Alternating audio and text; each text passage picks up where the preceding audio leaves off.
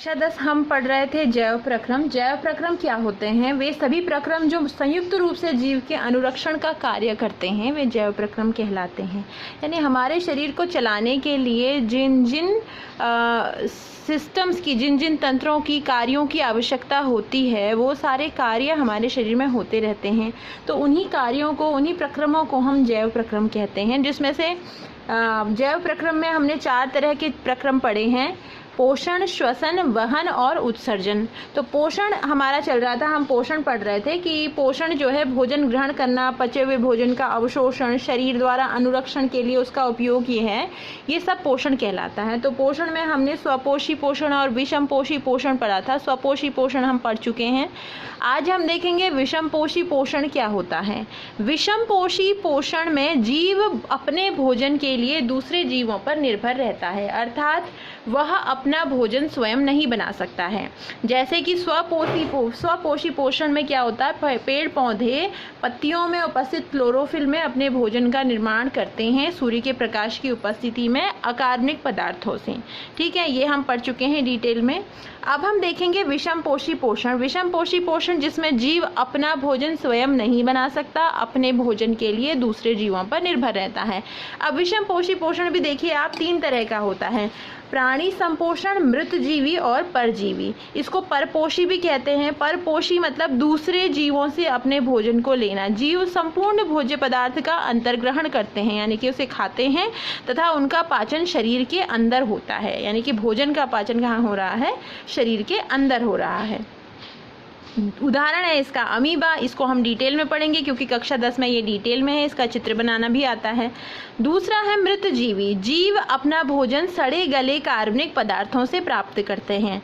यानी कि मृत मतलब ये स्पष्ट है अपने नाम से ही, मृत पदार्थों से अपना भोजन लेने वाले मृतजीवी कहलाएंगे। जैसे कवक है, आपने कवक यानी कि कुकुरमुत्ता जो छाता जैसा छोटा छोटा उग जाता है, आप सड़ी गली बल्लियों में आपने देखा होगा, तो उसे हम कुकुरमुत्ता कहते हैं। वो एक प्रकार का कवक होता है। तो वो क्या है? मृतजीवी है, मृत पदार्थों से अपने भोजन को लेता है।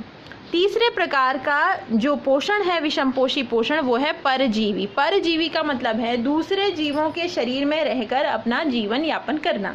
जैसे कि जुई है, जुई सर पे हो जाती है तो क्या है? जुई परजीवी है, वो किसी दूसरे जीव के शरीर से अपना पोषण यानी कि खून चूस करके खा रही है। ठीक है, इसका एक उदाहरण पौधों में भी मिलता है, अमरबेल। फीताकृमि यानी कि टेपवर्म के बारे में आपने सुना होगा। टेपवर्म शरीर के अंदर रहता है। लिवर फ्लूक है, शरीर के अंदर रहता है। अमरबेल जो है एक बेल होती है जो पेड़ों में लिपटी रहती है गोल गोल, और उसमें कोई पत्तियां और जड़ें नहीं होती हैं। ये परपोषी होती है, यानी कि परजीवी होती है, ये दूसरे पेड़ों पर निर्भर रहती है।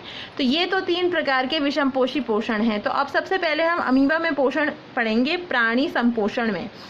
होलोजोइक न्यूट्रिशन इसे इंग्लिश में कहते हैं। देखिए ये अमीबा है, अमीबा का कोई एक निश्चित आकार नहीं होता, कोई निश्चित स्वरूप नहीं होता है, हम जानते हैं इसके बारे में। तो अमीबा को अगर भूख लगी है, उसे भोजन ग्रहण करना है, तो ये देखिए इसको ये खाद्य कण है। अगर इस अमीबा को ये खाद्य कण खाना है तो क्या करना होगा? ये खाद्य कण के नज़दीक जाएगा और अपने स्यूडोपोडिया या इन्हें कूटपाद या पादाब कहते हैं, ये जहाँ को जाता है उधर को अपने पैर निकाल लेता है। ठीक है, तो ये अपने कूटपादों के जरिए ये क्या करता है? भोजन को घेरता है। ये देखिए ये कूटपाद है इसके या पादाब है, और ये है भोजन। जब ये भोजन को पूरी तरह से घेर लेता है तो वो भोजन इसके शरीर के अंदर प्रवेश कर जाता है।